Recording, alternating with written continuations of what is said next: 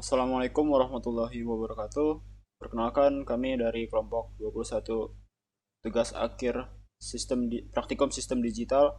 Di sini kami akan mempresentasikan mengenai tugas akhir kami yang berjudul 4 bit adder dan POS or N 5 bit. Oke, di sini kami dari kelompok 21. Ini merupakan list dari anggota kelompok kami. Saya sendiri Anas Hakim, yang kedua Daniel Alvaro Sormin, yang ketiga Mas Fauzani Galih Jatib, yang keempat Krisna Falmasa, 5 Mirza Ali Abdi Praya, 6 Muhammad Rafiul Anam, nomor 7 Rahmat Mukhalid, dan rekor 8 itu Sibanrul Aisyah. 4 bit adder dan POS or N 5 bit. Silahkan dipresentasikan.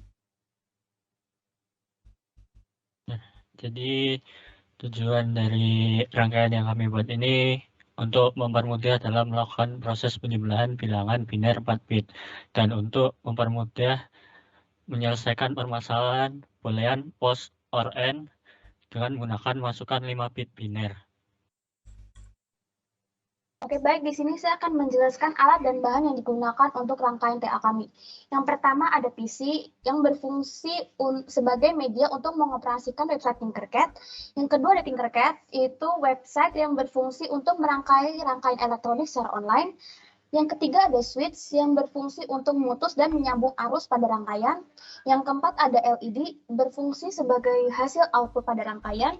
Yang kelima ada IC 74HC86 yang berfungsi sebagai gerbang XOR. Yang keenam ada IC 74HC08 yang berfungsi sebagai gerbang N.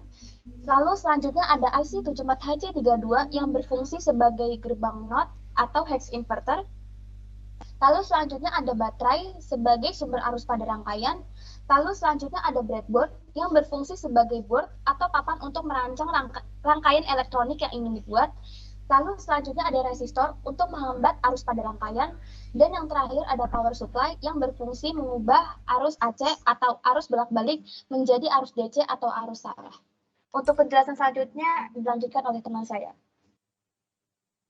Untuk konsep pada rangkaiannya, yang pertama, rangkaian adder atau penjumlah adalah rangkaian yang biasanya berada pada prosesor, tepatnya dalam ALU atau Allocated Logic Unit. Seperti kita tahu bahwa prosesor menggunakan basic digital binary untuk melakukan perhitungan sebuah proses. Ada sebuah perhitungan aritmatik atau mungkin menambah, mengurang, mengalih, dan membagi, dan ada pula proses menghitung logik atau or, and, or, not, dan sebagainya. Oke, selanjutnya untuk product of sum atau disebut maxsum itu adalah perkalian dari hasil penjumlahan, di mana setiap sukunya merupakan hasil operasi penjumlahan. Kemudian antara satu suku dengan suku yang lainnya dipisahkan oleh operator perkalian.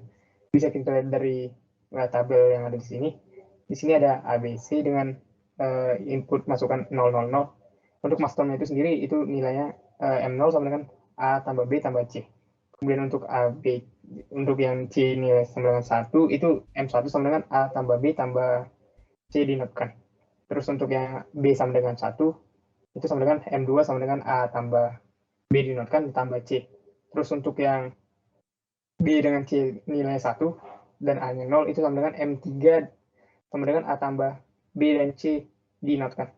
Terus yang untuk A-nya 1, tapi B dan C-nya 0, itu sama M4 sama dengan A dinotkan tambah B tambah C. Dan ketika A dan C-nya itu 1, bernilai 1 dan B-nya 0, itu maksudnya M5 sama dengan A dinotkan tambah B tambah C dinotkan. Dan untuk yang AB bernilai 1, C bernilai 0, itu M6 sama dengan A dinotkan tambah B dinotkan tambah C. Dan yang terakhir itu ada ABC dengan nilai 1, itu maksudnya M7 sama dengan A tambah A dinotkan dan tambah C dinotkan.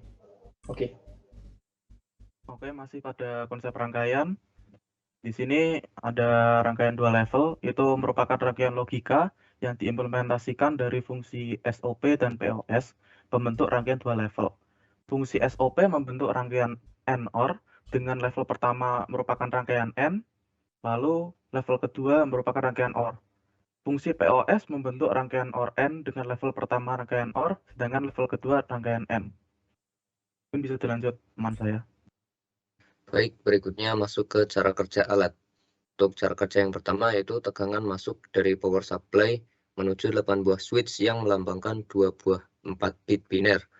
Lalu tegangan tadi yang masuk melalui switch menuju rangkaian adder atau gerbang XOR, OR, dan AND 4 bit biner dan menghasilkan output 5 bit biner berupa LED. Oke, next, mungkin bisa dilanjutkan. Nah, untuk selanjutnya, nomor 3 dari 5 bit biner, tegangan masuk ke dalam rangkaian 2 level OR AND yang menggunakan prinsip post-maxterm. Kemudian yang nomor 4, setelah melalui rangkaian 2 level OR AND, didapat output berupa nilai boolean dengan menggunakan LED sebagai indikator. Next. Di sini adalah dokumentasi rangkaian. Di bawah ini terdapat breadboard yang pertama, yaitu berisi tentang full adder atau 4 bit adder. Terusnya yang di atas ini adalah merupakan rangkaian POS OR AND. Kita masuk ke demo rangkaian. Oke, di sini ada rangkaiannya menggunakan Tinkercad. Kita langsung simulasikan. Pertama kita lihat ke bawah terlebih dahulu. Nah, di sini dalam posisi kita matikan terlebih dahulu 000 Apabila kita masukkan 0110 dan 0011, maka hasilnya akan menjadi 0100. 01001. Oke, mungkin kalau kita dicoba 0101, maka hasilnya menjadi 01010. Dari 4 bit ditambah 4 bit, maka hasilnya akan menjadi 5 bit. Nah, dari 5 bit tersebut akan masuk ke dalam rangkaian 2 level OR AND yang dimasukkan persamaan booleana seperti pada PPT. Ini persamaan yang kita pakai, fungsi X1, X2, X3, X4, X5. Ini merupakan LED-nya yang warna merah atau output dari full adder, dan ini adalah masternya. Dan didapat persamaannya seperti ini, diimplementasikan ke dalam rangkaian. Namun, jadi ketika rangkaian hasilnya 0, kita coba 0, maka lampunya akan menyala. Lampunya akan mati karena masternya 0. Tapi ketika kita naikkan 1, maka LED akan menyala.